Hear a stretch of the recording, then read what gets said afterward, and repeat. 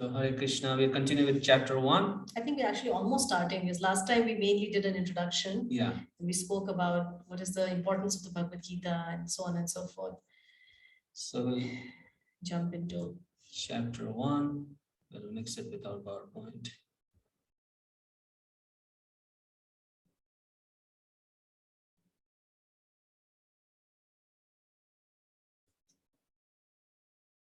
All right. We should say Namo Vishnu Padaya Krishna Prishna. Om Namo Bhagavate Vasudevaya. Om Namo Bhagavate Vasudevaya. Om Namo Bhagavate Vasudevaya. Chapter 1, observing the armies on the battlefield of Kurukshetra. In Sanskrit, this chapter is also called as the Arjuna Vishadi Yoga. How Arjuna comes to the point of yoga because of his extreme grief and confusion. So this chapter could also be titled the Yoga of Lamentation. Or the Yoga of Crisis. The Yoga of Crisis, yeah. So here is our first verse that we read last time, but I think we'll read it one more time, right? Because it's such an important verse. And if you guys like, you can say it with us in Sanskrit. It'll give you some practice of Sanskrit as well. Dhritarashtra Vacha Dharmakshetre Kurukshetre Samavetayu Mamakaha Pandavaschaiva Kim Akurvata Sanjaya. Dhritarashtra said, O Sanjaya, after my sons and the sons of Pandu assembled in the place of pilgrimage at Kurukshetra, desiring to fight, what did they do?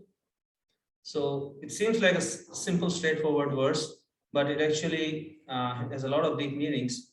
First of all, it reveals the mind of Dhritarashtra. For those of you who are not familiar with the Bhagavad Gita, Dhritarashtra is a blind king. He has 100 sons. And they have wrongfully usurped the kingdom of the Pandavas, who are the 5 righteous brothers. And as a result, this great battle of Kurukshetra is drawn. And right before this battle of Kurukshetra, Dhritarashtra, who is sitting at far distance, he's asking his secretary to describe to him what is going on. But there's a lot of hidden meaning in this first verse. As we discussed last time, the whole purpose and essence of Bhagavad Gita is kind of hidden in this first verse. The word dharma and karma are the 2 main themes of Bhagavad Gita. Dharma means what is our essential nature, how do we act to re-attain our essential nature, and what are the rightful activities to do the duty, sense of duty. So those are the main themes of Bhagavad Gita, and both of them are included in this first verse of the Bhagavad Gita, dharma. And we also see Dhritarashtra's apprehension, his mindset is revealed, his materialistic mindset is revealed. He's kind of revealing that by asking Sanjaya that what did the sons of Pandu do and what did my sons do. So the word that is used is mamaka, and it's a significant word because it reveals this deep attachment that Dhritarashtra had to his sons. So he considered his sons as his and the sons of his younger brother, the Pandavas, as them. So this mentality of me and mine, which is kind of the glue that keeps us in this material world, binds us to this body and everything related to the body as mine, is kind of revealed in this Bhagavad Gita. And how should we act to get free from this mentality of attachment to matter? How can we free the spirit from this bondage of matter? That is the message of dharma. And what is the rightful action to do that is karma, the rightful karma. So you can see how this verse actually brings out so many important points, and there are a couple other points like Dharmashetra, sacred place. Right. So I was also thinking that how when it says mamaka, it also brings out a very a prevalent mindset, which is us and them. We're always looking at the world in terms of my friends and my enemies. And we see such a polarization going on in the world over the most trivial of issues. And it's creating so much unrest and any little provocation can immediately put us at war with each other. And so this is actually that same mindset that Dhritarashtra is depicting here by saying that, this is me and this is them. And we are not in any way, their welfare is not my welfare, right? So this is one, one. So us and them in terms of country, my country, their country, my religion, their religion, my race, your race, my gender, your gender. Yeah, my family, your family. There's so many of these, and then because we don't understand the them, so we are always at loggerheads with each other. And then the other very, very significant point here that comes across is this idea of dharam kshetra, which means a sacred place. So in the practice of bhakti, a place, there are many things that actually influence our consciousness. And our particular space in which we live is a very, very important aspect of that. So when we create our space around spiritual consciousness, actually in Sanskrit, the word for that is called grihastha ashram. So ashram, it's a place where spiritual cultivation happens. It doesn't matter the ashram, typically when we think of an ashram, we think of some hermitage tucked away in the Himalayas where people go for spiritual rejuvenation. But actually any place where even our own home, our own cubicle, our own whatever space that we may be, and if we utilize that space for spiritual cultivation, then that actually becomes a kutir or an ashram. And that becomes a place of victory, actually, because you can see Dhritarashtra is very attached to his sons, and that attachment causes fear of losing the battle. And that's why this question is a loaded question. It's coming out of fear. And he's fearful that because the battle is fought in a sacred place, therefore, it's almost certain that his sons are going to lose. But he just wants to find out. So when we have a sacred space, when we create a sacred space in our life, we create a place of victory, and we are not then affected by the ongoings in this world. And that's the best way to kind of get rid of the attachments, which results in fear in our life. I was also thinking that, such a nice point, I was also thinking that how Dhritarashtra actually was not without good counsel. He had people he was surrounded by people who were very wise and very renounced, perfect association. And yet he was almost, there is a little video we're going to show you right now about how sometimes we feel stuck in our life because we just don't want to let go. And we have our fists tight. And we have our fists tight. We're like, I cannot live without this. If this is taken away, I will not be able to survive. And it almost creates like this choking sensation with it, like as if like we're so tight. And so this is actually what happens with Dhritarashtra. He is, by the way, a very, very intelligent person. He knows that what he's doing is off. He knows the outcome of this battle as well. It's indicated by his hesitation. He knows that this place is it's a sacred place. So anything that is not righteous is not going to meet with a favorable outcome. And yet he is helpless.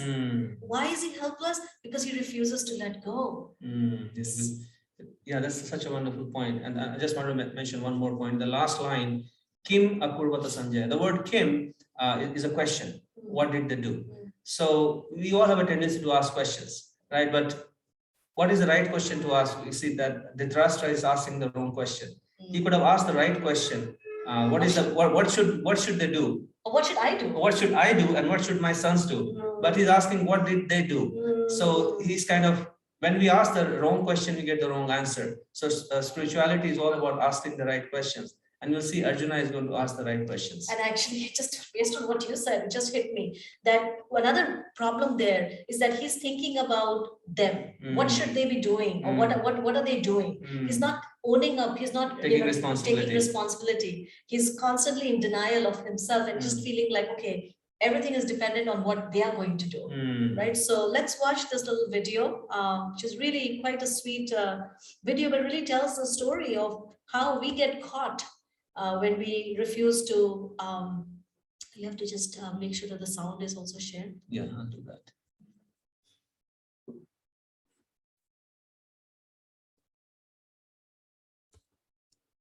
So stop share, share again.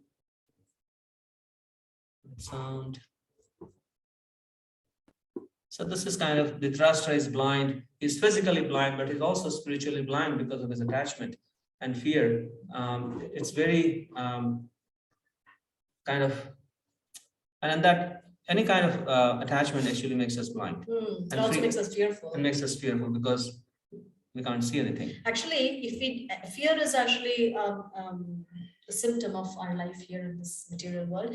Whenever we detect fear, if we follow that thread of fear, we will find some deep attachment. Yeah. So this is a cute little video for you guys. It's too long, I think. A bushman is not dependent on water holes.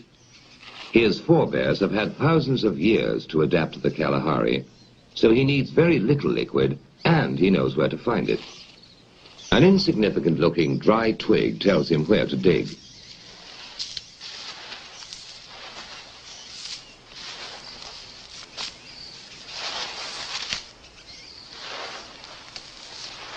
Anyone else would die of thirst in a few days in this treacherous desert that doesn't look like a desert. But he can survive for months on end. Hold on, we're just going to fast forward this whole thing. He uses some dry-looking shavings, good supply of water, and they're not on a hunting trip. He has to find water, because unlike the bushman, he doesn't know how to make liquid from a root. But he has his own way of finding out where the water is. First, he laboriously drills a hole in a giant ant heap when he is sure a baboon is watching him, because he knows baboons are incurably inquisitive. Next, he puts some wild melon seeds into the hole and works them in so that they drop into a hollow. Then he saunters off, knowing the baboon is burning with curiosity. The baboon doesn't trust that human being at all, so he plays it cool. But he's dying to know what gives in that confounded hole. Finally, Mr. Inquisitive can't take it any longer. He's got to know what's in there. He reaches in, grabs a fistful, and now his hand's too big to come out. If he had the sense to drop the seed, he could free his hand.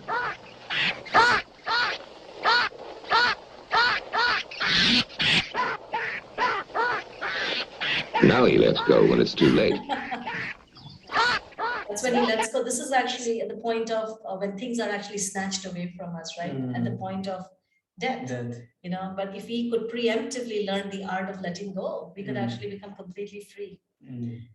So this is the Dhritarashtra's trap. He could have saved his sons who are all going to die in this battlefield, but they want to hold on to the kingdom, and as a result, they all get killed. So we'll continue with the second verse. This kind of describes Dhritarashtra's blindness and his attachment. Sanjay Vacha Drishtva tu Pandavanekam Vyudam Duryodhanastada Acharyam Upasangamya Raja Vachanam Abrabhet. Sanjaya said, O king, after looking over the army arranged in military formation by the sons of Pandu, King Duryodhan went to his teacher and spoke the following words. Pashyatam Pandu Putranam Acharya Mahatim Chamo Yudham Drupada Putrena Tausishena Dhimata. O my teacher, behold the great army of the sons of Pandu, so expertly arranged by your intelligent disciple, the son of Drupad. So these two verses kind of show Duryodhana, who is the eldest son of blind Dhritarashtra. He's expert in diplomacy and in warfare, but he's also very attached to winning the kingdom, and he's also very anxious. So his anxiety, you can figure out, although all the roles have been assigned already, and Dronacharya is the leader of their party. But just to make sure that his teacher is going to put his full energy into fighting for him, he goes again and kind of pokes him, tells him that, is everything all right? We are going to face the Pandavas, and look, the opposite army is led by your own disciple, so therefore you should not be lenient in fighting against them. So we can see that this mentality of Duryodhana, his egoistic mentality, he was a very egoistic person, and his ego actually comes forth. He's actually going and kind of instructing his own teacher. So we can see that this is what's going on behind the scenes. Right. I mean, Dhritarashtra was blind, and Duryodhan was blind because of his intense ambition and attachment and hatred. Yeah. Right, intense hatred for, he could not tolerate anyone else. He could not tolerate the prominence of the Pandavas. And so here we see that he's hustling, right? So, Brené Brown talks about that, how the ego is actually the hustler, and it's constantly trying to show that I'm okay, and I'm not just okay, but I'm actually the most powerful person, and I can make this work. And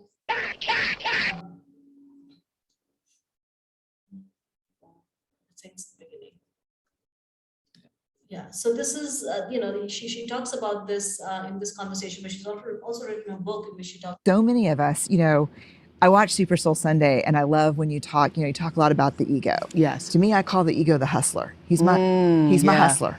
Yeah, that's a good term for it. Yeah, he's the hustler. And the ego says to me, you have no inherent worth. You got to hustle for it, baby.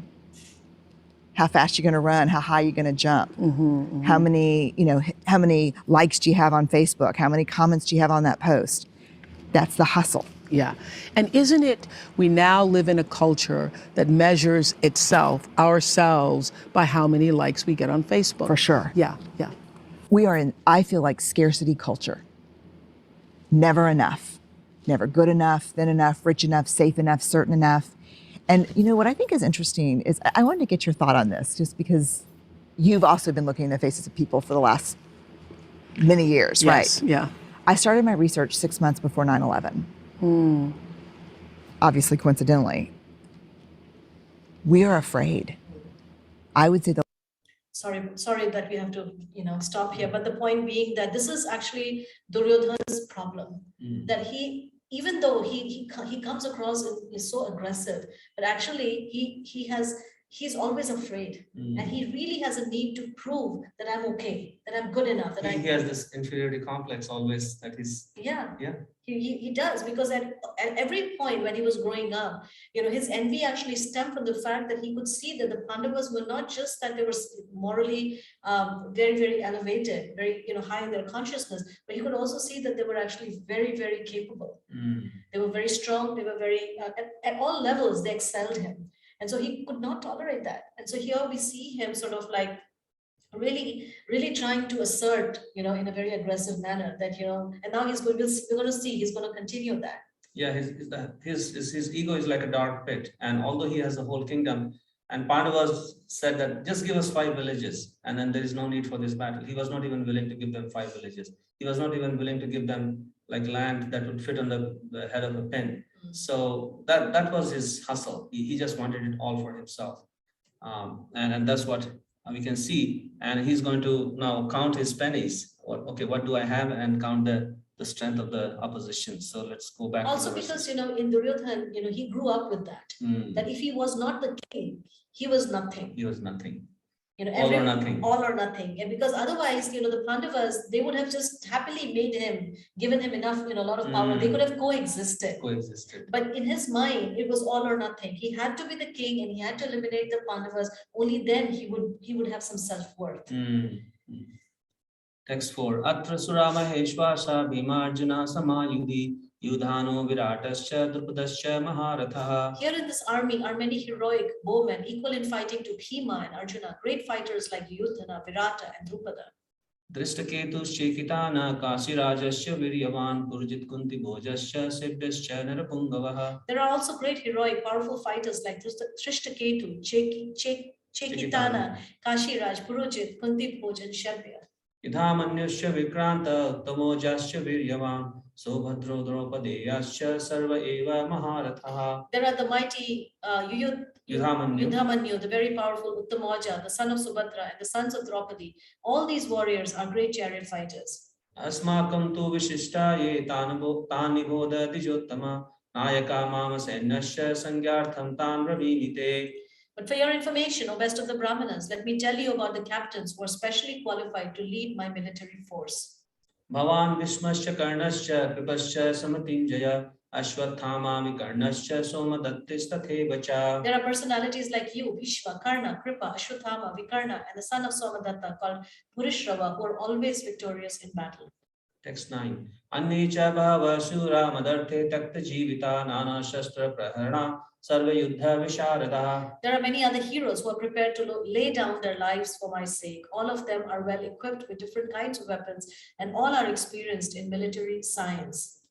Aprayaptam tadasmakam balam bhishma virakshitam prayaptam tvaidetesham balam bhima virakshitam. Our strength is immeasurable, and we are perfectly protected by grandfather Bhishma, whereas the strength of the Pandavas, carefully protected by Bhima, is limited. Ayaneshu cha sarveshu yatha bhagam avastita bhishmameva virakshantu Bhavanta sarva eva hi. All of you must now give full support to Grandfather Bhishma as you stand at your respective strategic points of entrance into the phalanx of the army. So these sequence of verses are kind of, you might see that there are a sea of names, a lot of names being counted, names of great kings who came to fight on behalf of both the parties. And Duryodhana just wants to feel secure. He is counting who are warriors on my side and how strong they are. He's also counting the warriors on the Pandavas side, and feeling kind of, he knows that the Pandavas are very strong because Krishna is on their side. Yet he's trying to kind of give confidence to himself and give confidence to his general that, yeah, we have enough strength to defeat the Pandavas.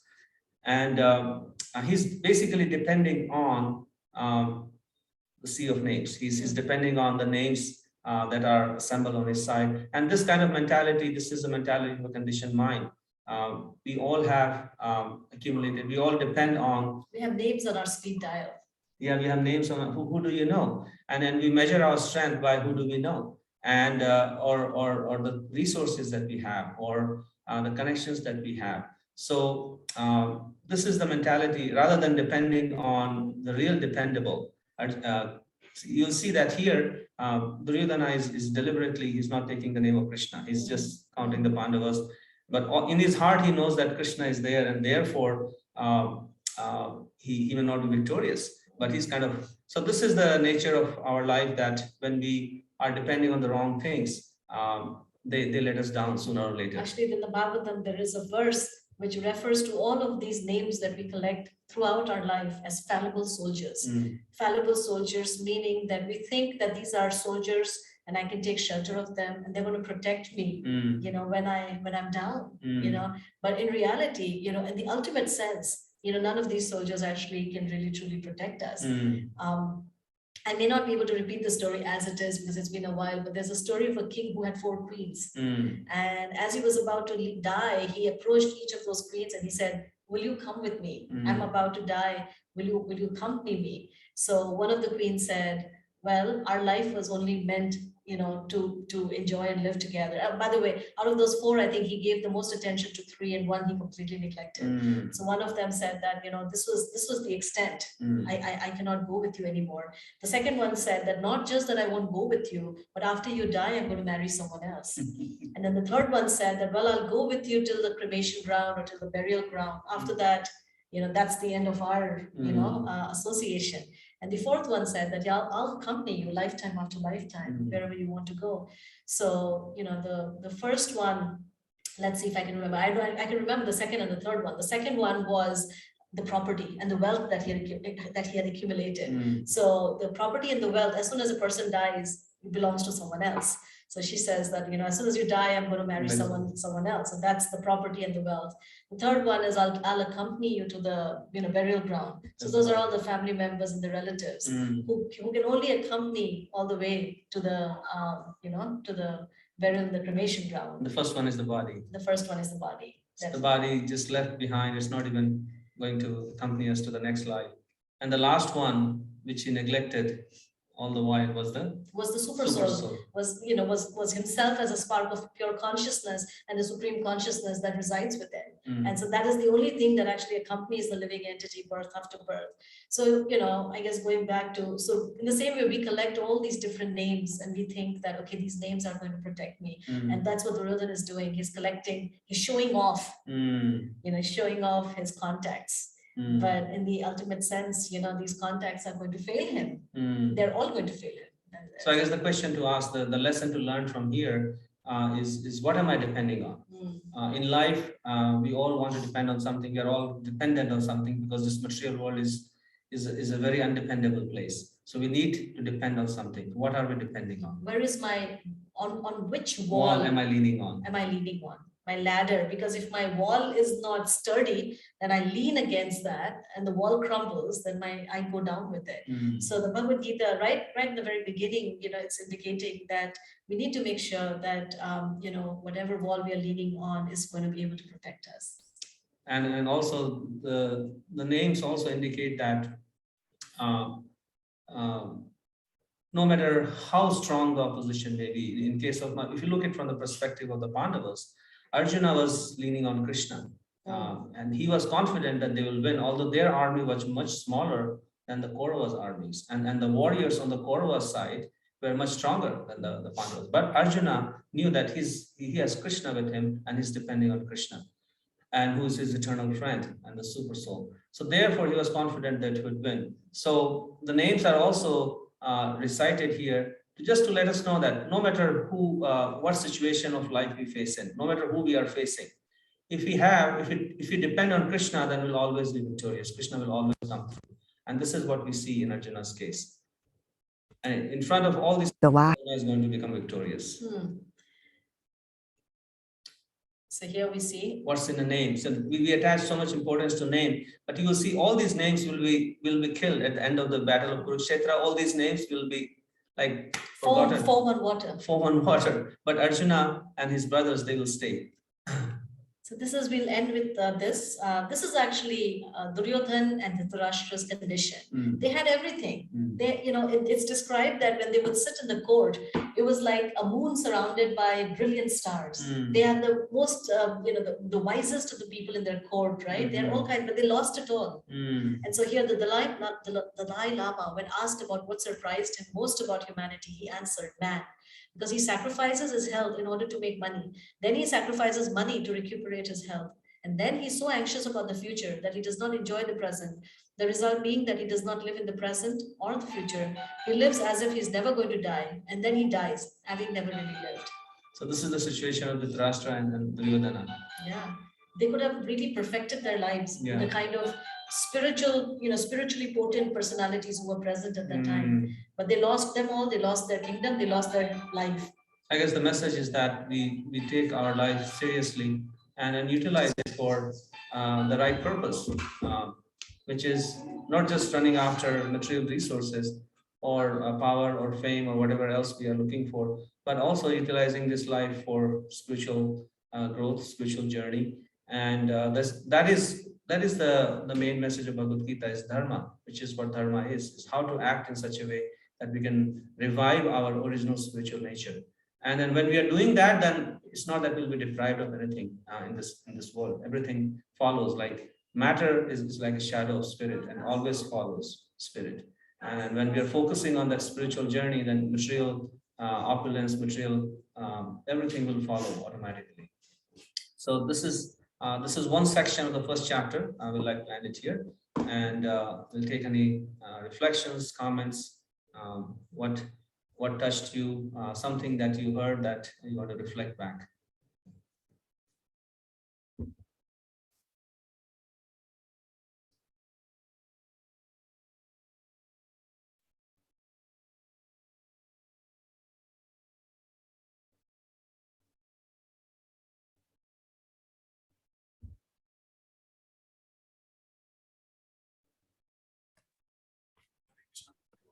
Maharaj.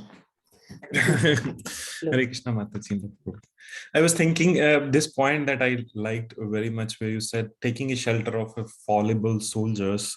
That's what we do most of the time. That's what I have analyzed in my situations, like especially when my ego is hurt, and I take shelter of my.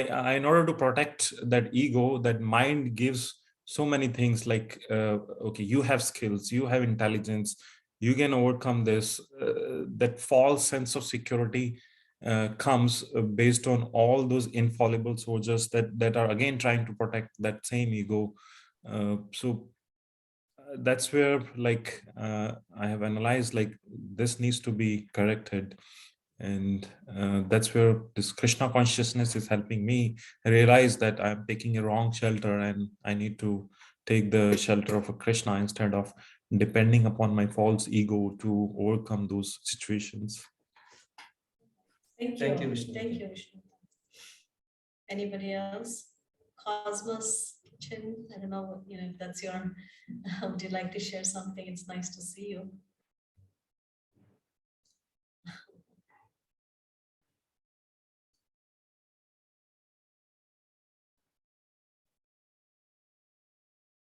Or if anyone else wants to share something.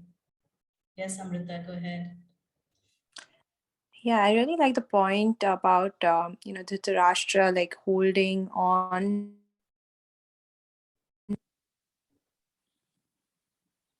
We can't hear you.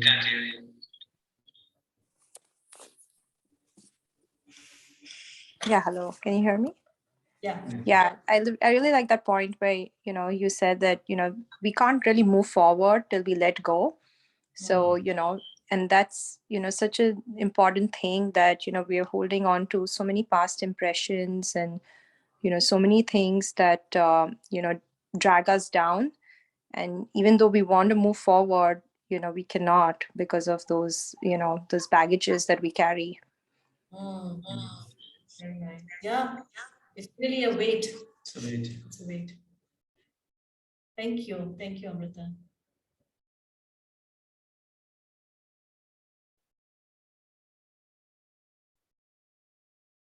Eric, any thoughts from you?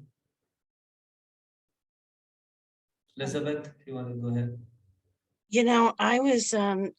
I really noticed the point that Dhritarashtra like knows that he's off, and is compelled, has a compulsion to stay off and to keep blindness. So that really hit me today.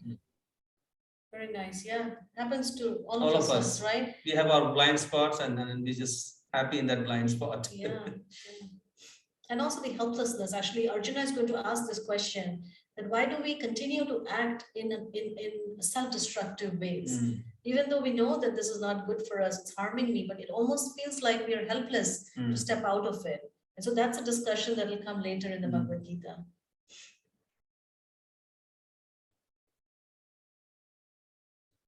Anybody else? Aditi, Guru Shankar, Melissa.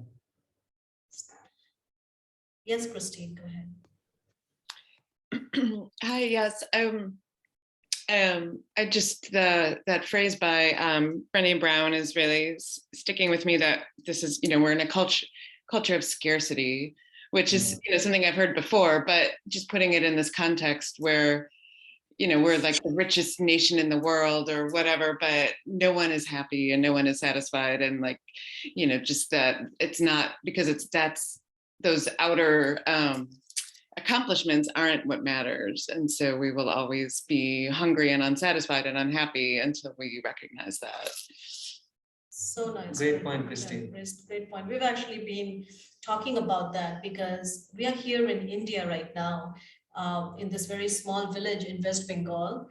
And it's definitely not by material standards, the most, opulent, very simple. And yet, as we drive through those village roads, we see these children playing.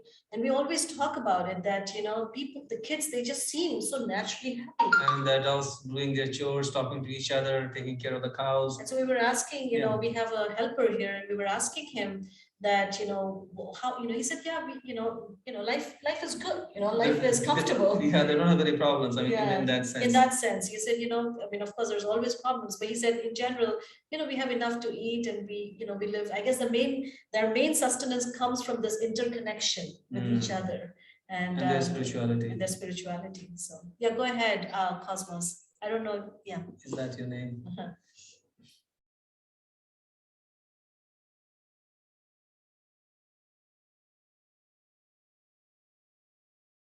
Just have to unmute yourself, sorry.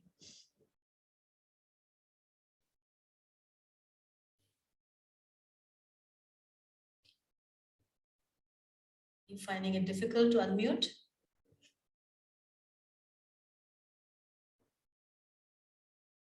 No, okay. All right, that's good. All right, so we'll stop here. And next Monday evening, right? Yes, Radhika Nam, you want to say something? Go ahead. Oh, no, Didi, I just wanted to give my reflection.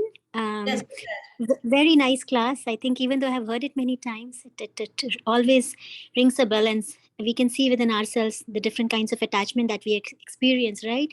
So I was hearing to a TED talk, and you were talking about in the Oprah Winfrey TED, I don't know, it was the documentary which you showed, in that I was connecting it to the TED Talk, which I recently saw. And in that, they were talking about the scarcity mindset, that with all the opulence that we have in our life, and they were saying that how you can catch yourself with the scarcity mindset during the day, right? Like, and how can you do that? They said that you might be, and it's normal to talk about that, but then you might say, oh, I didn't have enough sleep, I don't have enough time, I don't have, there's so much of work, or then my kids are such a trouble. So they said, in spite of everything good that's happening in your life, but you can catch yourself with that scarcity mindset.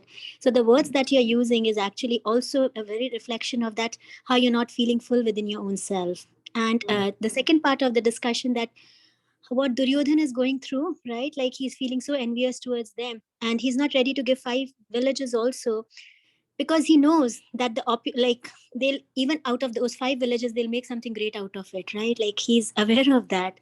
So I was thinking that how every living entity in the material consciousness will experience that. I experienced that in my life too. So unless and until a connection with the spirituality is not there, it is very hard, because only then we can understand that all the opulence is being provided by the spiritual being. Like, it's a result of your karma is also there, but then you see that how opulence is coming from the Lord himself, and then relieves you of many troubles in your life. And also, there was one more point I was thinking, I'm forgetting that, but I was connecting to all of that, and it was really nice to see myself that even within the process that we are following, but we still have to be very mindful that what is my relationship with the Supreme, and how do I get over all my attachments. So. Thank you. Wonderful. Very nice. Yeah, it's true. You know, actually, this envy that Duryodhana is experiencing is actually burning him, and it finally burns everything to ashes. And the sad thing is that, you know, if one can simply appreciate, you know, the opulence in others, then just by appreciating that, one will actually, that whatever you appreciate will appreciate within yourself. So Duryodhana, instead of being so angry and resentful and envious, if he could just be happy and appreciative and feel abundance, you know, then he would actually become the receiver of that abundance himself. Yes. Vishwanath, go ahead. Yeah, Hare Krishna Prabhu, I was reflecting on the point where holding on to things, which Amrita also mentioned. Like, I remember this story from Prabhupada, where he was mentioning the lady was carrying a log on her head, and after a long time she get tired, she puts it down, she prays to Lord, and Lord comes and says, what do you want? She says that, can you put this log back on my head? I'm unable to lift it. So it's like, I was thinking, like, we also, I mean, especially me, also have a tendency that I carry all these material burdens on my head, and then keep on praying to Krishna, take this material burden from me. And when he actually takes it, then I ask, like, can you put it back on the same burdens which I was praying to? So it's the attachment is holding on to those things. So yeah, I mean, that's what I was reflecting on. Thank you so much. Wonderful. Wonderful. All right. So thank you. We don't want to go our next part of the session is mantra meditation, which is why we gather every day. So